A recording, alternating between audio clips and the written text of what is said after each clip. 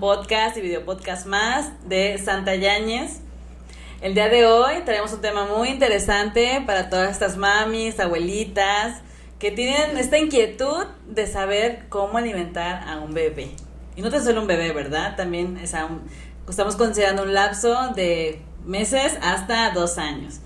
Y hemos invitado a un gran amigo, un gran doctor, pediatra, gastroenterólogo, el doctor Gilberto. ¿Cómo estás, Gilberto? Hola, ¿qué tal? Buenas tardes. Es un gusto compartir contigo esta parte tan importante como lo es la alimentación complementaria en los primeros 2 años de vida, ya que esto va a marcar una pauta muy importante en la vida futura de un niño. Debemos de recordar que los 2 primeros años de vida, si nosotros llevamos una alimentación adecuada, vamos a potencializar la parte neurológica, la parte del desarrollo, la parte del crecimiento de un niño, y obviamente esto nos va a permitir tener niños más saludables a futuro.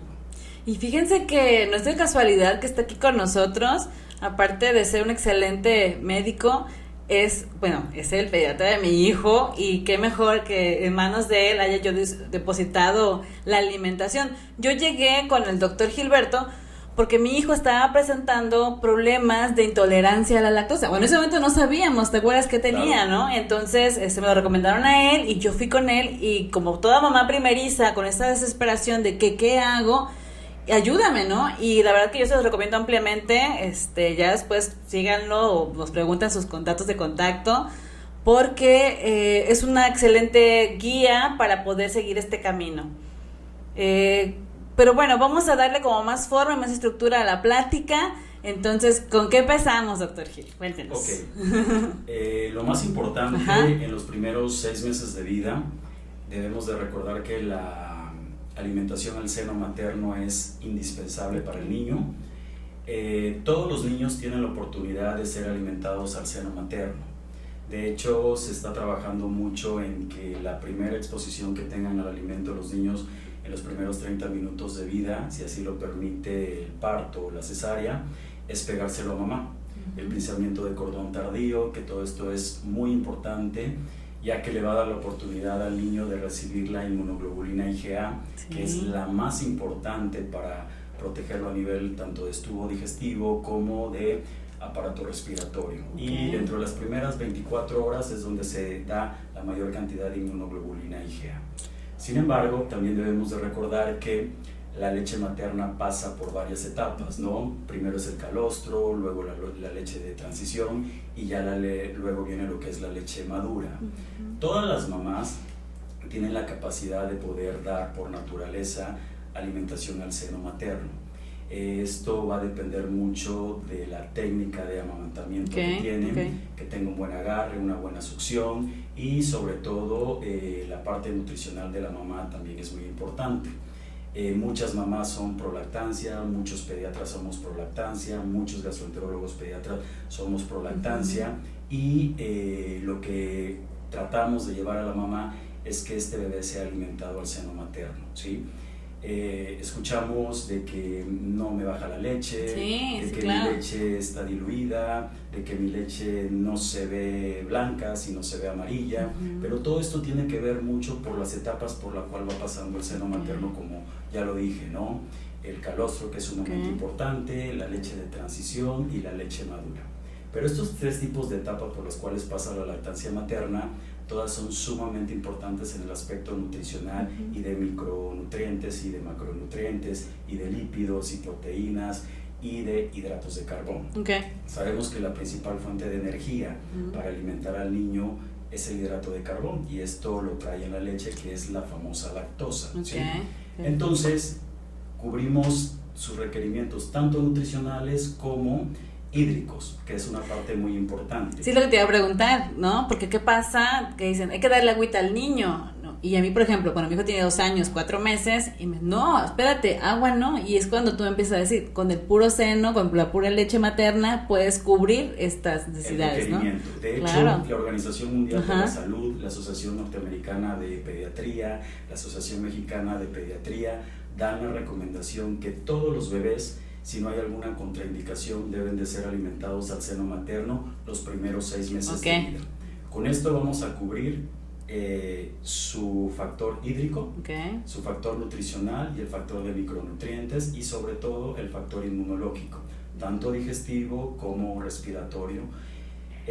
Sabemos que la leche humana, más del 80% de su constitución es agua. Okay. Entonces un bebé de 6 meses no necesita tomar agua, no necesita tomar té, no necesita tomar sustancia de arroz, que muchas veces en la población como que están muy de moda, o a veces involucra a la abuelita, la tía, la vecina, y sobre todo cuando sucede esta parte del famoso cólico del lactante, ¿no?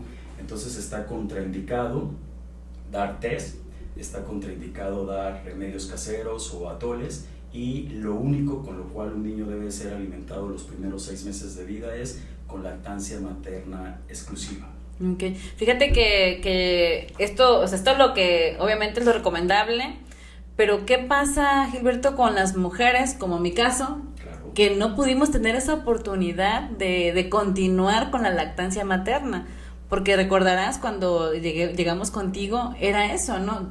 A pesar de que yo quería, pues tuvimos que someternos a una prueba de reto, ¿te acuerdas? Claro. Para ver qué estaba pasando con el niño, ¿no? Exacto. Dentro de los primeros retos diagnósticos que tenemos nosotros los gastroenterólogos pediatras en los primeros 6 meses de vida, están primero los trastornos funcionales del lactante. Y esto tiene que ver con la regurgitación, y debemos de hacer el diagnóstico diferencial en lo que es una regurgitación fisiológica, al cual no le vas a dar tratamiento, y al reflujo patológico, al cual tienes que valorar y seleccionar muy bien al niño para iniciar tratamiento terapéutico. Pero debemos de recordar que más del 50% de los niños tienen toda la capacidad y toda la libertad de poder regurgitar dentro de los primeros 6 a 8 o incluso hasta 1 año de vida. ¿Qué es regurgitar? Ok, regurgitar es la salida involuntaria de la leche. Puede ser postprandial inmediata o postprandial tardía. Okay. Esto tiene que ver mucho con la inmadurez intestinal. Todos los recién nacidos, su sistema digestivo empieza a madurar a partir del 4º o máximo 6º mes de vida. Entonces todos los niños que son alimentados al seno materno o por alguna circunstancia alimentados a una fórmula maternizada, tienen la capacidad de regurgitar. Es el famoso salida de leche de forma involuntaria. No es que estén llenos. No.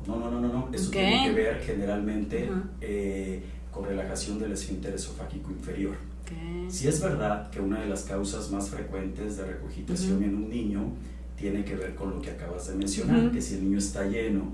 En ocasiones, la única manifestación que tiene un niño de expresar alguna necesidad es a través del llanto. Sí. O sea, si el niño tiene frío, tiene calor, quiere que lo cargue mamá, quiere que lo cargue papá, ya se hizo pipí, ya se hizo popó, tiene un cólico, no logra conciliar el sueño, está fatigado, mamá está estresada, o de pronto tiene alguna enfermedad asociada como fiebre, o de pronto los tradicionales cólicos del lactante, que muchas veces los satanizamos. Sin embargo, es parte del proceso de maduración que puede tener un niño dentro de los primeros 4 o 6 meses de vida.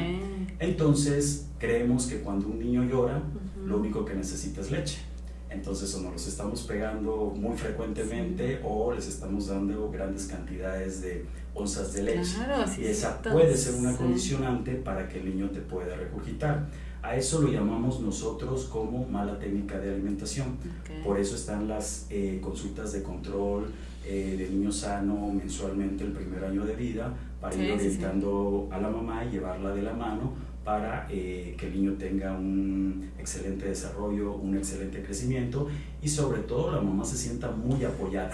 Fíjate que acabas de decir algo muy importante, porque luego decían, no, es que es exageración llevarlo todo cada mes, ¿no? Y dice, pues espérate, a mí eso me da tranquilidad. A mí, ya en la operación, o sea, en el día a día, yo digo en la operación como si fuera en la empresa, ya me da tranquilidad el saber que alguien me está orientando por dónde, ¿no? Y más, te digo, con los nervios de ser primeriza y el niño llorando, o sea, tratas de buscar soluciones que vayan de acuerdo a la lógica, ¿no? Porque, pues, son mundos nuevos para cada una de nosotras, ¿no? Entonces, esta parte que acabas de comentar es bien importante, de hacer un seguimiento periódico, mensual, de cómo va el niño también desarrollando todas estas necesidades que va presentando, ¿no? Y qué importancia la empatía que ustedes también ponen en la consulta, ¿no? Porque uno va con ese temor de seguirse sintiendo juzgada. Claro. Y llegas a un lugar, lo último que requieres es sentirte juzgada también por el médico, ¿no? Entonces, que tú hayas generado esa empatía también tranquila, o sea, todo está bien, no pasa nada, Dios, y toda desgreñada y no hinchada y todo el posparto encima, o sea, aparte de eso el posparto encima. O sea, de verdad que qué importante es que las personas que te atienden y que te acompañan sean profesionales, pero que también sean personas, ¿no, Gilberto? Claro. La verdad es que sí recuerdo la primera vez Sí, que llegaste nada que ver, ¿verdad? al consultorio. Y debemos de entender como pediatras esa parte, ¿no?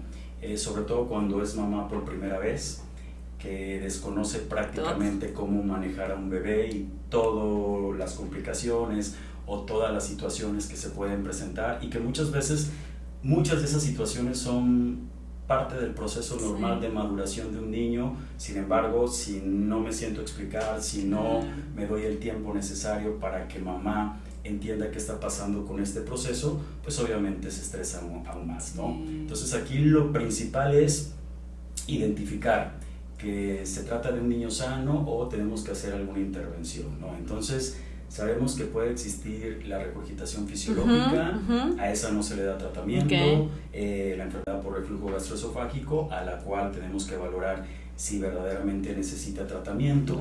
También nos podemos enfrentar contra el famoso cólico de lactante, que es un llanto incontrolable de más de 30 minutos que de pronto llega a desesperar a mamá, ¿sí? Y obviamente no logras tranquilizar al niño ni dándole seno materno, ni cargándolo, nada, ¿no? hasta que de pronto tienes que hacer la intervención de algún medicamento o incluso tratar de buscar posiciones de cómo cargar al niño para confortarlo. Es una etapa pasajera, o sea, no hay niño que sobrepase los 4 o los 6 meses de edad en los cuales desaparezcan los cólicos. Entonces aquí lo principal es tranquilizar a la mamá. Principalmente, ¿no? Confortar al bebé, ¿sí? Sí. Y otra parte importante que también es bueno mencionarlo es el famoso pseudoestreñimiento, ¿no? Es Muchas verdad, veces sí. es que mi niño no hizo popó, es que mi niño ya lleva 7 días y no hace popó, y de pronto mamá se empieza a desesperar un poquito, ¿no? Y entonces es cuando empezamos a decir, no, toda la culpa la tiene la lactancia materna, entonces vamos a utilizar una fórmula. Pero no es así. La gran mayoría de los niños, o más del 99% de los niños, no tienen ningún problema de estreñimiento al nacimiento. ¿Cuántos días son como dentro del rango como para que no entre la mamá en crisis? Esto va a depender. Esto va a depender porque el niño que es alimentado al seno materno puede evacuar después de cada vez que toma leche. Los niños que son alimentados con fórmula maternizada o de polvo son niños que generalmente no hacen tantas deposiciones como los bebés alimentados al seno materno. Aquí lo más importante es la característica de la popó. Generalmente los niños cuando son alimentados al seno materno, la característica de la popó es aguadita, grumosita, de pronto trae como pequeñas lentejuelas blanquecinas y son evacuaciones que incluso pueden traer incluso hasta moco, ¿no? Sí. Pero son blandas. Para hablar de estreñimiento tendríamos que enfrentarnos a un niño con una evacuación dura, con una evacuación gruesa, que incluso hasta puede llegar a dilatar su anito. Entonces hay algo que se conoce como disquesia de lactante, que es un proceso de maduración a nivel intestinal en los bebés donde no hay una coordinación entre los músculos abdominales y la relajación del esfínter anal. Entonces tiene ganas de hacer popó el bebé, pero de pronto puja de manera excesiva, que puede tardar hasta más de 10 minutos, o de pronto te dice la mamá en el consultorio, doctor, es que se pone rojo, y hay quienes se ponen hasta moraditos y de pronto hasta llegan a llorar, pero es un pujido excesivo. Entonces los papás siempre asocian que el pujido es sinónimo de dolor, y no es cierto, más bien es una frustración, y siempre hay que tranquilizarlos y explicarles que este es un proceso de maduración que se va a resolver de forma espontánea. Hay ocasiones que cuando es una mamá primeriza y de pronto le toca este evento de disquesia de lactante a las 12 de la noche y le habla al pediatra y le dice, doctor, es que mi niño está costando trabajo hacer popó y no hace popó. Pone un supositorio. Pero muy probablemente cuando le pongas ese supositorio, la popó va a salir aguadita. Y el estreñimiento jamás la popó va a ser aguadita, siempre va a ser dura, gruesa, incluso hasta puede desgarrar el anito y sangrar. Entonces, si nosotros decimos, es que el pediatra ya me dijo que le ponga un supositorio, y seguimos haciendo esta rutina del famoso supositorio, lo único que vamos a condicionar es no permitirle al niño que él mismo madure, ¿verdad? Y aprenda a evacuar. Claro, entonces sí es importante para las mamás cuáles son las características de alarma para sospechar que algo está pasando en la popó, que la popó sea blanca. Esa la tengo muy grabada. O que de pronto la popó venga acompañada de sangre, que se conoce como proctocolitis, o que de pronto la popó sea gruesa, pelotuda, que dilate el anito y que de pronto hasta pueda desgarrar. Pero si es un niño que puja y se pone rojo y excesivamente está haciendo ese esfuerzo para tratar de evacuar y al final logra solito hacer popó o no logra hacer popó y la popó es aguadita, no hay ningún problema. Ahora, lo que me decías, ¿cuántos días tengo que esperar? En mi experiencia médica, yo he tenido bebés alimentados al seno materno que han tardado hasta 8 días en hacer popó y de pronto mamá dice, es que ya estoy un poquito ansiosa. Claro. Y le digo, no, tú tranquila, si la bebé come, si la bebé duerme, si la bebé está contenta, no hay de qué preocuparte. Aguántala 24 horas. Si no, me la llevas al consultorio y de pronto te hablo al día siguiente y me dice, Gil, ¿ya evacuó? Sí. O sea, y ¿cómo evacuó? Pues aguadito, normal, como toda su vida. Entonces, este proceso de maduración se resuelve de forma espontánea dentro de los primeros 4 o 6 meses de vida. Entonces, son con las situaciones fisiológicas que en realidad no hay que hacer ninguna intervención ni hacer modificaciones de cambio de leche de manera prematura, tratando de corregir situaciones que son verdaderamente fisiológicas. Son naturales. Claro, ¿no? Por supuesto. Sí. Pero fíjate que la importancia, insisto, de que alguien te lo cuente de esta forma, que lo puedas entender en un diálogo que es entendible.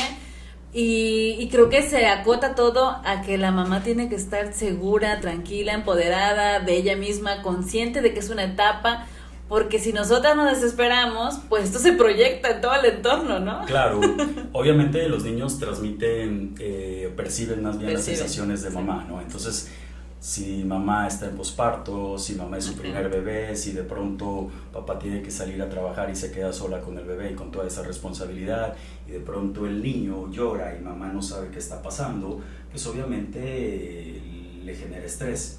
Y a la hora de cargar al niño, pues es una condicionante para transmitirle ese estrés y potencializa más esa parte de ansiedad en cuanto al bebé. Entonces aquí lo principal es tranquilizar a la mamá en consulta, explicarle cuáles son las situaciones o los siguientes panoramas que se pueden presentar y que la gran mayoría de ellos son verdaderamente de tipo fisiológico. Sin embargo, en el caso tuyo fue una situación diferente, ¿no? Estamos hablando que de pronto tienes una situación que se llama alergia a la proteína de la leche de vaca, que actualmente le estamos sobrediagnosticando. Todo niño que llora, todo niño que no evacúa, todo niño que regurgita, todo niño que tiene un cólico, todo niño que tiene una disquesia o que de pronto tiene una miliaria o un exantema, ya súbitamente es alergia a la proteína de la leche de vaca, pero así no es. La realidad de las cosas es que la alergia a la proteína de la leche de vaca generalmente se va a presentar en los primeros 15 o mes de vida, o hay niños que pueden tardar hasta 2 o 3 vidas, o 3 meses en presentar síntomas, ¿no? Recordar que hay síntomas digestivos, síntomas respiratorios, y otros niños solamente te dan manifestaciones a nivel dérmica, como dermatitis atópica, que respeta perfectamente solamente las mejillas. En situaciones un poquito más avanzadas incluso puede haber sangre en la popó. Entonces, si hay antecedentes familiares de mamá o papá con alergias, pues obviamente incrementa el porcentaje para que el niño pueda tener síntomas de alergia a la proteína y la leche de vaca. Entonces, cuando nosotros tenemos a un niño con una sospecha de alergia a la proteína y la leche de vaca, no es una contraindicación quitar el seno materno, y eso lo vivimos, ¿no? Claro. Obviamente aquí lo que hacemos es seguir exhortando a mamá a que siga dando lactancia materna, pero debe de llevar una dieta de eliminación estricta, y obviamente el ingeniero llevó a esta dieta de eliminación estricta y se hace algo que se conoce como una prueba de reto, ¿no? se sigue alimentando el bebé al seno materno, Sí. obviamente con la dieta de eliminación estricta de productos lácteos y derivados, disminuyen los síntomas y la finalidad es de que creamos una forma de confort en el niño. Sin embargo, a las 4 semanas tenemos que hacer una prueba de recto. Obviamente volver a introducir la proteína de leche y ver si se vuelven a exacerbar los síntomas. Sin embargo, hay un porcentaje reducido de una alergia severa que a veces que ni con la dieta de eliminación y mamá por más apego que tenga en esa dieta de eliminación, en ocasiones hay algo que se conoce como reacciones cruzadas, ¿no? Obviamente actualmente ya tenemos más información, tenemos que estar leyendo literatura, tenemos que estar leyendo etiquetas, porque en ocasiones incluso hasta en las cremas de manos o hasta en los jabones puede haber el componente de proteína de leche y no nos damos cuenta. Entonces, sí, no solamente razón, tiene que ver con la sí. alimentación. Entonces, cuando no hay un éxito con la dieta de eliminación con seno materno, pues obviamente hay alternativas en cuanto a la alimentación del bebé y es cuando tenemos que utilizar fórmulas extensamente hidrolizadas y en situaciones muy reducidas, fórmulas a base de aminoácidos, ¿sí? Pero es de las pocas indicaciones en las cuales tenemos que utilizar alguna fórmula para poder alimentar a nuestro bebé. Y creo que ya en este caso es cuando ya se agotan, ¿no? O sea, las posibilidades, claro. Porque lo que lleva, lo que va marcando el rumbo, la alimentación del bebé antes de los primeros 6 meses es la lactancia materna. Definitivamente, por todos los beneficios que te protege, ¿no? A nivel neurológico, a nivel inmunológico, a nivel de la microbiota intestinal. Se está apostando mucho por la lactosa, que al final de cuentas es un prebiótico o algo que alimenta a los más de 3 billones de bacterias que tenemos a nivel de nuestra microbiota intestinal. Recordar que si el bebé que es alimentado al seno materno y nace por parto vaginal, pues obviamente va a tener una mejor microbiota que aquel niño que nace por cesárea o que desafortunadamente por algunas circunstancias tiene que utilizar fórmula, ¿no? Entonces, al final de cuentas, esta maduración a nivel intestinal se viene dando a partir del 4.º mes de vida. Entonces, por eso insistimos mucho en que los primeros 6 meses de vida, el bebé, el único alimento que debe de tomar es seno materno. Actualmente tenemos los oligosacáridos de la lactancia materna, los cuales actúan como una fuente de alimentación específicamente para ciertos probióticos naturales que produce la leche materna, que son bifidobacterias y lactobacilos. Y esto ha demostrado que no solamente van a ayudar a los niños a tener un coeficiente intelectual un poquito más elevado, sino que también le van a dar una respuesta inmunológica a nivel digestiva, van a tener mejor microbiota intestinal y previene incluso la dermatitis atópica. Entonces, que por donde le busquemos, la lactancia materna debe ser nuestra primera intervención en cuanto a la alimentación a los niños, por lo menos los primeros 6 meses de vida. ¿Y qué pasa después de los 6 meses? Ok, este es un tema sumamente importante. Sí. Ya quedamos de acuerdo que al menos de que haya una indicación médica como fracaso en la prueba de recto con lactancia materna y dieta de eliminación para un niño con alergia a la proteína de la leche, galactosemia, que es una enfermedad metabólica que lo podemos detectar a través del tamiz metabólico que se le hacen a los niños los primeros días de vida. De ahí en fuera no hay una contraindicación absoluta para dar lactancia materna, ¿sí? Sin embargo, si por alguna necesidad, ya sea laboral de mamá o que desafortunadamente no es una buena productora de leche, recordando que entre mejor succión tenga el niño, mayor producción de leche va a haber, pero hay circunstancias, ¿no? Alguna cirugía, o mamá que debe estar más de 12 horas fuera de casa o tiene que viajar, entonces a veces dificulta mucho si no puede hacer su banco de leche, o tenemos que apoyarnos de alguna fórmula de inicio, pero tratar de buscar esa fórmula que venga suplementada con los oligosacáridos de la leche materna, probióticos, como para tratar de apoyar en esta parte al niño en su factor de crecimiento y desarrollo.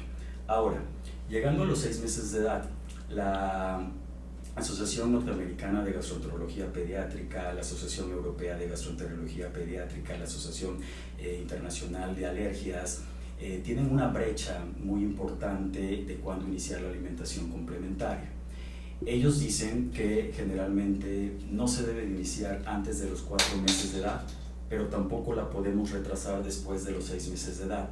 Entonces tenemos esa etapa importante. Okay. Sin embargo, la Organización Mundial de la Salud nos recomienda que lo ideal es que los niños que son alimentados exclusivamente al seno materno se lleve la lactancia materna hasta los 6 meses de edad.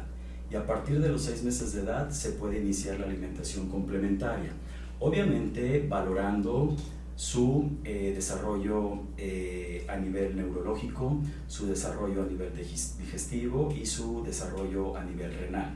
¿Por qué? Porque obviamente vamos a empezar a utilizar ciertos alimentos en los cuales el niño tiene que empezar a procesar y a digerir. Y esta es la primera etapa en la cual las características de la popó del bebé van a cambiar.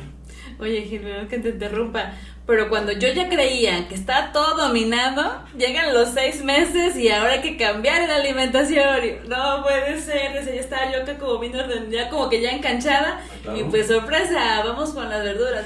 Muy bien, esto es importante. ¿Por qué?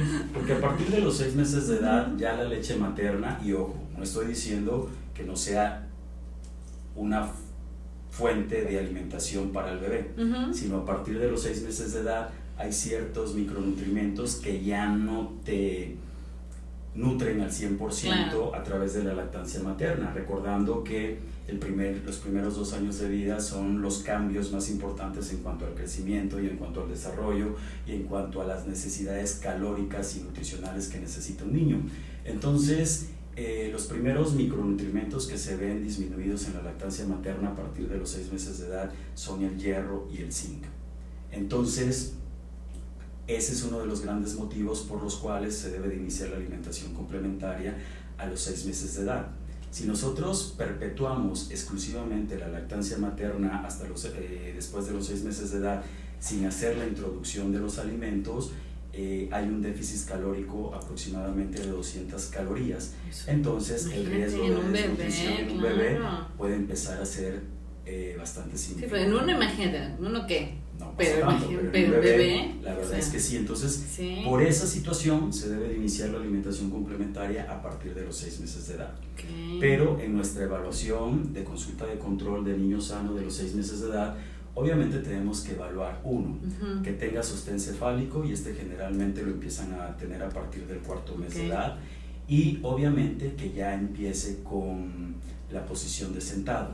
Esta posición de sentado generalmente es entre el mes 6 o mes 7, pero pues tú ya lo puedes colocar y de pronto lo puedes apoyar para que tenga una posición completamente recta de la espalda. Que es lo que se busca, ¿no? Claro, obviamente que el niño ya tenga la capacidad de pinza gruesa. Y esto lo empiezas a ver a partir del 4.º mes. Si tú le das una sonaja o le das, en mi caso luego yo un abatelengua, el niño lo agarra y lo próximo que sigue es llevárselo a la boca. Entonces esa es parte de su desarrollo neurológico importante en cuanto a la alimentación.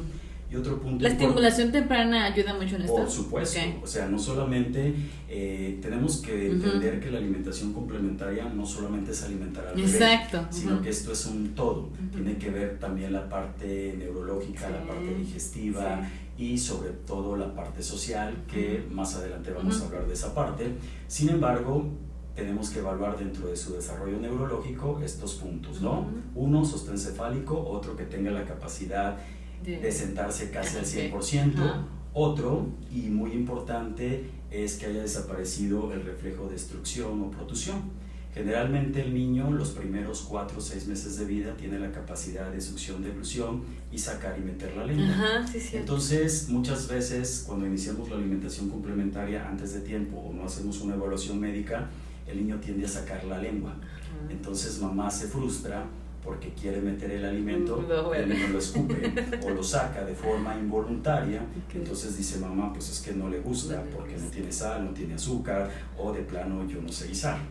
Sin embargo, no es esa la condición es que el niño neurológicamente no está preparado. Entonces, una vez que haya desaparecido el reflejo de extrusión o protusión, que es sacar la lengüita, es decir, tú introduces el abatelenguas y enseguida ves cómo el niño lo mete y lo mantiene, ¿no? Okay. Entonces, ya que tú tienes esas características a nivel neurológica, pues obviamente el niño ya tiene la capacidad de lateralización de la mandíbula, de la lengua, y eso va a permitir que nosotros podamos iniciar la alimentación complementaria. Entonces, la pregunta concreta, ¿cuándo iniciar la alimentación complementaria? Si es un niño que es alimentado exclusivamente al seno materno, a partir de los 6 meses de edad. Si es un niño que es alimentado en alimentación mixta, es decir, seno materno, pero por algunas circunstancias se tiene que apoyar con una fórmula de inicio, o es un niño que es alimentado exclusivamente a fórmula maternizada, tenemos esa brecha que dicen los europeos y los americanos entre 4 a 6 meses de edad, siempre haciendo una evaluación neurológica, ¿sí? Entonces, ya una vez que decidimos, ya va a iniciar Tadeo la alimentación complementaria. Entonces, ¿qué procede? Claro. Obviamente, un punto muy importante y que a veces no le damos esa importancia tan significativa como lo es la famosa silla. ¿Sí? Es una pregunta que nos tenemos que hacer. ¿Cuál es la silla ideal para que mi niño pueda comer adecuadamente? Obviamente hay una regla que se conoce como la de 90-90-90 grados, ¿sí? Obviamente debe ser una silla en la cual el niño debe estar posicionado con su espalda completamente recta. Obviamente esto va a permitir que también el cuello esté recto y traen sus sujetadores en caso de que el niño no se logre sentar al 100%, ¿sí? Y de pronto sus manos tienen que quedar completamente libres, como aquí, ¿sí? Eso le va a dar la oportunidad a tu bebé de poder tener contacto con los alimentos y manipular los alimentos si él así lo quiere. Pero la regla de los 90 es que la cadera debe estar en 90 grados, las rodillas deben de estar en 90 grados y los tobillos deben de estar en 90 grados y sobre todo apoyados en una superficie. Ves que las sillas de alimentación traen como un nivel que tú vas acomodando dependiendo de cómo el bebé va creciendo. Entonces, si el niño tiene un apoyo perfectamente, esto le va a dar la posibilidad a tu bebé de que de pronto se concentre al máximo en los alimentos. Obviamente, cuando iniciamos la alimentación complementaria, no debe haber ningún tipo de distractor, ni televisión, ni música, ni iPad, ni celular, sino debe ser, yo siempre le digo a las mamás, debe ser como un momento muy especial, muy sagrado y muy dedicado para la alimentación complementaria. El babero, la verdad es que no es tan importante, hay algunos muy famosos de silicón que de pronto empiezan a pesar un poquito y el pobre niño está con el cuello hacia abajo. Entonces, de inicio, puedes iniciar con cualquier tipo de babero si quieres. Lo que sí es importante es la cuchara. Hay cucharas rectas, hay cucharas con una pequeña curvatura que le va a permitir al bebé poder iniciar la alimentación complementaria de forma adecuada. Pero yo siempre le digo a las mamás, siempre tienes que tener mucho cuidado con la cuchara porque puede ser una herramienta de mucha ayuda o puede ser tu peor enemiga si no la sabes utilizar. Porque no solamente es llevarle el alimento a la boca al niño, sino la posición. Generalmente, siempre que yo alimento a mi bebé, o en tu caso como alimentabas a Tadeo, de pronto, tienes que mirarlo de frente, ¿no? Y lo recuerdas perfectamente. Sí, claro. Y tienes que llevar la cuchara en una posición en la cual el niño mantenga completamente recto su cuello, porque a veces hacemos esto y entonces el niño busca y agacha la cabeza y entonces no es una posición adecuada. Entonces siempre tenemos que mirar al niño ojo a ojo y llevar la cuchara de forma recta. Ahora, a la hora de sacarla, haz de cuenta que esta es la boca del bebé, esta es la cuchara y siempre debemos de sacarla de forma recta, ni siquiera hacia abajo o ni siquiera hacia arriba. Otro punto sumamente importante y con el cual el niño puede tener un poquito de desagrado con la famosa cuchara es que de pronto el niño se logra embarrar y mamá no, pero ¿cómo que se no te ensucie? Entonces agarran la cuchara y de pronto empiezan a recoger los residuos y se los llevan a la boca. Eso no les gusta a los niños, empiezan como a hacerse a un lado, a hacerse al otro y empiezan como a volverse una situación desagradable, ¿no? O de pronto los empiezan a limpiar con el trapito, la cara, el cabello, y ni siquiera ha terminado de comer. Entonces, otra de las recomendaciones o de los tips es que deja que el niño tenga contacto con el alimento, deja que el niño se ensucie. Vas a limpiar a tu bebé al final del alimento y fuera de la silla para que no asocie una situación negativa de la alimentación a la hora de que cada vez que lo vayas a sentar a la silla. Entonces, tanto la silla como la cuchara son muy aliados. Esto en la alimentación complementaria, porque tenemos varias técnicas, la forma tradicional, que es a base de papillas, el Baby Led y el Baby Led Bliss, o sea que está muy de moda y hay muchas mamás que llegan y dicen, ¿sabes qué, Gil? Yo quiero darle a mi niño el Baby Led, y hay otras que dicen, no, yo quiero darle la forma tradicional, y eso también va a depender de la personalidad de mamá. Si es una mamá que se estresa con mucha facilidad o que de pronto no es tan relajada, la verdad es que yo prefiero que inicien con una alimentación de forma tradicional. El Baby Led, al final de cuentas, el iniciar con trocitos fue algo muy de moda, de un protocolo que hicieron en España, en el cual lo que buscaban, los resultados que buscaban no eran en realidad lo que esperaban, sino como efecto colateral de ese estudio encontraron que de pronto el niño tenía la capacidad de saciar su alimentación, pero el niño que es alimentado con papillas también lo puede hacer. Sí. Esto es lo que actualmente estamos apostando como la alimentación perceptiva. Y esto lo empezamos a trabajar con la mamá desde que lo alimenta con pecho, con fórmula, cuando identifica las señales de saciedad y de hambre. Cuando un niño te dice, ya no quiero, generalmente su succión es más débil, cuando estás con el seno materno, o de pronto está jugando con tu pezón, o de pronto se voltea, o de pronto tú quieres volverle a meter la bubis y de pronto él hasta hace la manita así, ¿no? Entonces eso quiere decir que el bebé está satisfecho. Entonces cuando mamá aprende a identificar las señales de hambre y de saciedad, es un factor positivo para que esa alimentación complementaria sea de forma exitosa. Entonces, independientemente que inicies con la fórmula tradicional a base de papillas, o el Baby Led o el Baby Led Bliss, pues obviamente aquí lo más importante es la alimentación perceptiva. Tú como mamá, exhortar, invitar a tu bebé a que se alimente de forma exitosa, tener un ambiente agradable, la posición de la silla, no limpiarlo cuando estés alimentándolo, sino al final, y permitirle al bebé jugar con los alimentos. Recordar que los niños a esa edad es todo juego. Entonces la alimentación también tiene que ser parte de ella. Yo he leído esas expresiones de la comida también se juega, ¿no? Claro, para los niños, ¿no? ¿Y qué pasa con las abuelitas, no? Imagínate de que, niño, la comida no se tira, ¿no? En mi caso lo veo, perdón mami, pero ya te balconeé, de que Tadeo deja de jugar con la comida y Tadeo, o sea, sí come, pero, o sea, tratamos de hacerlo muy independiente desde los 6 meses, de hecho yo sí fui con ese tipo de alimentación de trocito y así, porque estaba confiando en el desarrollo motriz, Tadeo tiene la sensibilidad, y pues es neurológico también, o sea, hay muchos beneficios, pero también es esto de me contengo, ya se lo metió, hoy, o sea, tranquilo, no pasa nada, y él solito tiene que aprender a hacer esta acción de botarlo, ¿no? Esto es bien importante lo que acabas de mencionar, porque en la alimentación complementaria que iniciamos de forma tradicional, que vamos progresando, y esto hay que irlo haciendo cada mes, desde lo que es papilla, desde lo que es puré, desde lo que son machacados, desde lo que son trocitos finos, ¿sí? Si no hacemos esa transición en cuanto a textura, muchas veces podemos tener problemas después de los 2 años de edad y se pueden volver unos niños famosos, los picky, los difíciles comedores, que está tan de moda. Entonces, y en la forma del Baby Led, pues obviamente a través de los trocitos te da la oportunidad de que el niño sea también independiente en cuanto a la alimentación, pero una u otra, si las llevamos de forma adecuada y guiando a la mamá, o siempre la alimentación complementaria debe ser guiada por un experto para que sea de forma exitosa, tanto en el aspecto en cuanto a la socialización del alimento y en cuanto a cuidar el desarrollo y el crecimiento de un bebé. Entonces, esta parte que decías de que el niño debe de jugar con los alimentos es certera.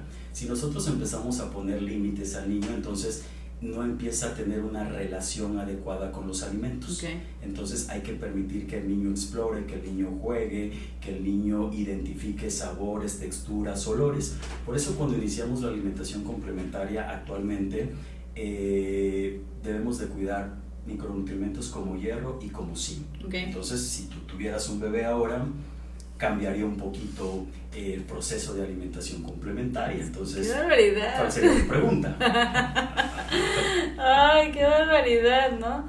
¿Cómo iniciar la alimentación complementaria? Claro, ¿no? sí. Podemos iniciar Antes, o muchos pediatras inician que un mes verdura, un mes Sí, fruta, no introduzcas huevo, no introduzcas pescado, no introduzcas frutos rojos. Exacto. Pero No le des fresas. Exacto, porque son altamente alergénicos. Ajá. Pero la realidad de las cosas es que la tendencia actual es que entre más pronto tú expongas a un niño a alimentos alergénicos, incluyendo huevo, pescado, frutos rojos, cacahuate, Sí. maní, que son como la fresa, que son Los altamente satanizados, Sí. y no, espérate hasta el año, hasta los 2 Ajá. años de edad. Antes no había una evidencia científica en la cual dijera que introducir esos alimentos tardíamente iba a prevenir al niño de alergia. Sin embargo, actualmente hay estudios muy bonitos, bien diseñados, bien realizados, donde recomiendan que si tú inicias con alimentos alergénicos a partir de los 6 meses de edad, de pronto esto va a ayudar al niño a tener mejor tolerancia y mejor sensibilidad a los alimentos y menor riesgo de alergia. De hecho, hace poco viví la experiencia con una mamá y de pronto sus redes sociales le está dando huevo a la bebé, y de pronto sus seguidoras le dicen, pero ¿por qué le das huevo si tiene apenas 6 meses de edad, no? Entonces, la verdad es que no hay ninguna contraindicación. Y lo que sí tenemos que ir progresando en cuanto a los alimentos es un alimento nuevo cada tercer día. La famosa regla de los 2 o los 3 días. Esto porque nos va a permitir identificar sobre todo si le causa alguna reacción, o si le da estreñimiento, o si le da alguna lesión en la piel, o si le da diarrea, o lo más importante de todo esto, la exposición del alimento al niño. Acuérdense que la alimentación es un proceso de aprendizaje. El niño tiene que empezar a identificar sabor, textura, olor. Entonces no solamente se ve involucrado el aspecto alimento, sino es el aspecto del olfato, el aspecto auditivo, el aspecto visual, el aspecto motor, el aspecto social. O sea, son muchas partes que tenemos que conjuntar para que llevemos una alimentación complementaria de forma exitosa. Entonces, de pronto, si yo le doy un alimento a un bebé, que seguramente te pasó, entonces el niño, cuando siente una textura diferente a la leche materna, entonces de pronto puede hacer como arqueadas, o de pronto puede hacer esa sensación como de ahogamiento, o de pronto puede hacer esas famosas trompetillas. Y entonces mamá dice, no, mi hijo se me va a ahogar y no progreso, me quedo en esa textura de papillas. Pero no, eso es perfectamente normal. El niño, te apuesto que lo hacía mi niño, y de pronto 2 o 3 días, y de pronto ya lo empezaba como a identificar, ¿no? Entonces, Tadito, de pronto esa es parte de la maduración en cuanto a la progresión de los alimentos. Entonces, nunca hay que decir, no, es que no le gusta ese alimento, no, es que no sabe a nada, no, es que no se lo des porque veo que no le gustó. Obviamente hay alimentos que a lo mejor le van a llamar más la atención que otros, pero este es un proceso. De hecho, yo siempre le comento a las mamás, sobre todo cuando te llega ya un niño piqui de esos de 2 años de edad, que hay estudios bien comprobados que comen 3 alimentos, pero ¿cómo le hago para introducir uno nuevo?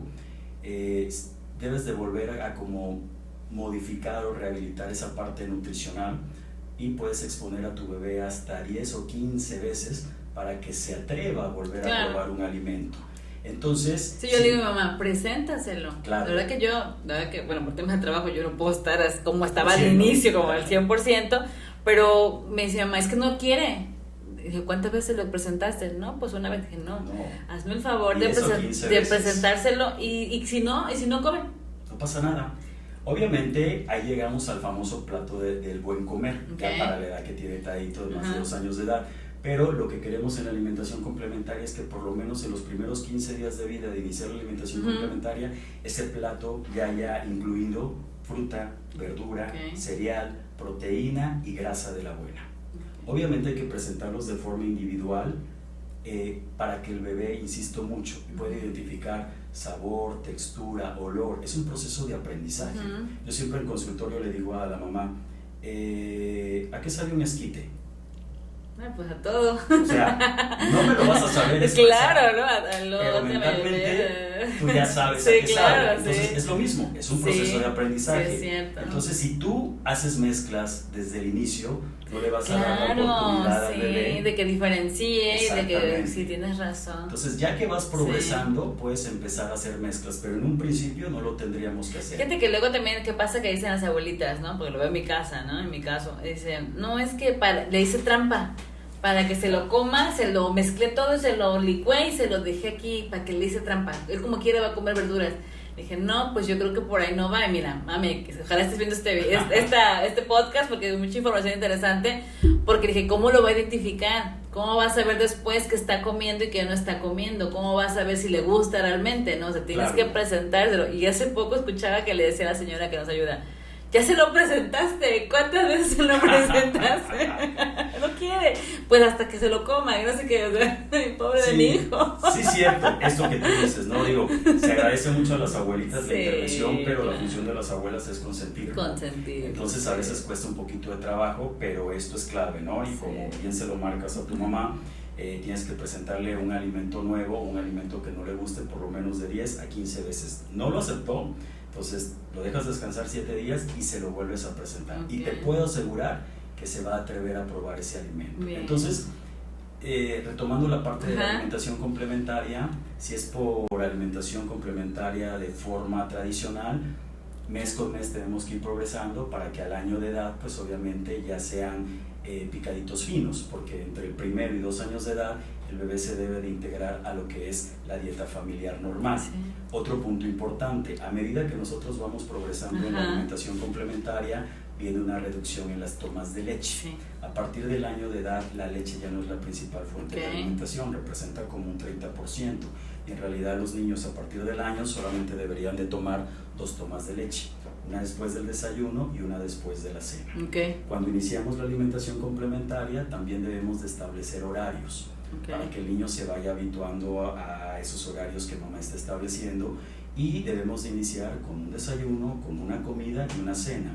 Muy probablemente el niño entre el mes y el mes 7 solamente te haga 2 tiempos de alimento, pero todavía tiene asegurado un gran porcentaje a través del seno materno de su fórmula, y es importante que nosotros como pediatras le comentemos y le demos la tranquilidad a la mamá de que ahorita está en una etapa o en un mes de experimentación, de probar, de identificar, de ir conociendo algo diferente, y que seguramente el próximo mes, cuando él tenga más contacto con más alimentos, pues obviamente se va a ver un poquito más organizada esta etapa. Entonces es importante que cuando iniciemos la alimentación complementaria no nos olvidemos del hierro y del zinc, que son los primeros micronutrientes, y esto los vamos a obtener a través de los cereales fortificados, a través del hígado de pollo, principalmente. Entonces no le tengamos miedo. Y otro tip importante es que de pronto a lo mejor no te gusta a ti el huevo, o de pronto a ti no te gusta el hígado de pollo, y porque no te gusta no se lo vas a presentar a tu bebé. Entonces tienes que armarte de valor y presentarle, porque no necesariamente tienes que predisponer a tu niño que a él tampoco le va a gustar ese alimento, ¿no? Entonces yo he tenido mamás que odian el hígado de pollo y a la bebé le encanta. Le encanta, imagínate. Odian el olor a huevo y al bebé le encanta, que es una de las proteínas de mayor valor biológico, y que incluso lo puedes introducir desde los 6 meses de edad. Eso sí, cocido, nada crudo por el riesgo de salmonela, ¿sí? Y los productos lácteos, que es otro punto importante, derivados de productos lácteos en niños que no tienen alergia a la proteína de la leche de vaca, se tienen que introducir al 9º mes, que en este caso puede ser un queso pasteurizado o un yogur natural sin azúcar. Como el que me recomendaste de proteína, ¿no? En su momento. Entonces, son los cereales, son los lácteos que se tienen que ir introduciendo, pero hasta el 9º mes de día, para que al año de edad el niño ya prácticamente haya probado de todos los alimentos. Si nosotros vamos progresando en cuanto a diversidad de frutas, verduras, de proteína, tanto animal como vegetal, de grasa de la buena, obviamente esto nos va a dar la oportunidad, y de cereales, esto nos va a dar la oportunidad que nuestro abanico de alimentación sea mucho más amplio, flexible y mucho más variado, y eso nos va a dar la oportunidad que a partir del 1er año de edad el bebé ya se puede integrar de forma adecuada a la alimentación. A la dieta de casa. Exactamente, y así tiene que ser. Sí, claro. Y otro punto importante, ¿cuáles son las bebidas que deben de tomar los niños los primeros 2 años de vida? Y como te lo dije en su tiempo, seno materno hasta los 2 años de edad, o fórmula maternizada, ¿sí? Y agua. Okay. Está contraindicado alimentos que tengan azúcar antes de los 2 años de edad. Sin nada de azúcar añadida. Exactamente, que actualmente ya está un poquito más marcado y esa azúcar añadida ya es un tema que las mamás identifican a la perfección, pero 4 o 5 años atrás no era algo tan marcado. Sí, claro. Entonces, no, es que el niño llora, dale un chupón con mielecita. No, es que el niño tiene, la leche no le gustó, métele miel. Pero obviamente el riesgo, ya sea el de la miel antes de los 2 años de edad, no está permitido. No solamente por el azúcar, sino por el riesgo de que te pueda hacer botulismo. Okay. Ahora, otro punto importante. En México somos muy de utilizar piloncillo, sí, o sea, cosas que asociamos al azúcar. Y es verdad, el azúcar se asocia como a la felicidad y te forma cierta dependencia. Dependencia, claro. Pero el niño debemos de recordar que tiene un paladar virgen. Entonces, aparte, no, exacto, no la conoce, no conoce el azúcar y no conoce la sal. Y no la necesita. Entonces, la recomendación actual es no exponer a los niños al azúcar hasta después de los 2 años de edad. Y en cuanto a la sal, es un poquito más flexible, por lo menos a partir del primer año de vida. Bien.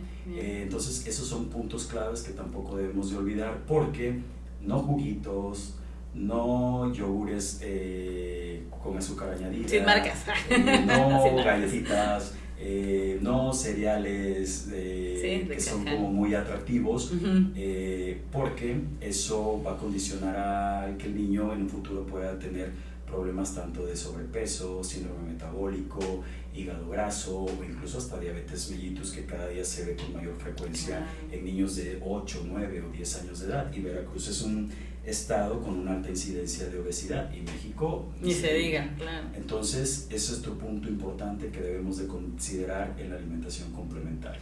Oye, pues bueno, creo que ya se nos fue hasta el tiempo. Esa plática está buenísima. Vean toda la información que estamos compartiendo. Gilberto, gracias, porque seguramente esto da para otra plática. Porque va a haber muchas mamis que están así como yo, así, ay, estás platicando esto, sí, oye, no, ¿qué me faltó? No sé qué. Pues bueno, de verdad que esperamos que esta información que hemos compartido les sirva, les nutra sus hogares, nutra la forma en cómo llevan sus hogares con sus hijos. En mi caso, pues yo qué les puedo decir, desde que conozco a Gilberto y que Tadeo ha estado ahí con él en revisión y nosotros siguiendo de alguna manera disciplinada los consejos de él, pues bueno, Tadeo tiene más de 2 años, 2 años 4 meses, es un niño sano, gracias a Dios, en su crecimiento normal, come de todo, gracias a Dios también. Igual lo fui exponiendo de a poco al tema de los lácteos, ya me come queso, ya me come todo, o sea, gracias a Dios.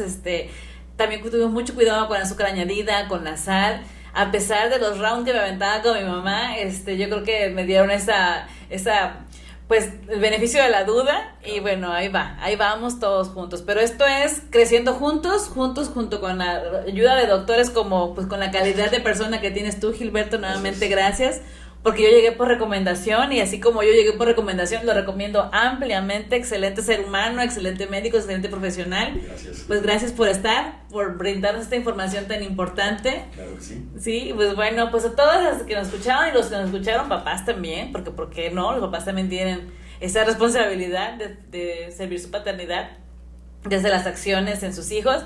Pues gracias por escucharnos, gracias por seguirnos, y pues los esperamos más próximamente en algún podcast y video podcast más con temas relevantes, pues de todo tipo, porque ya aquí ya estamos rompiendo las reglas también.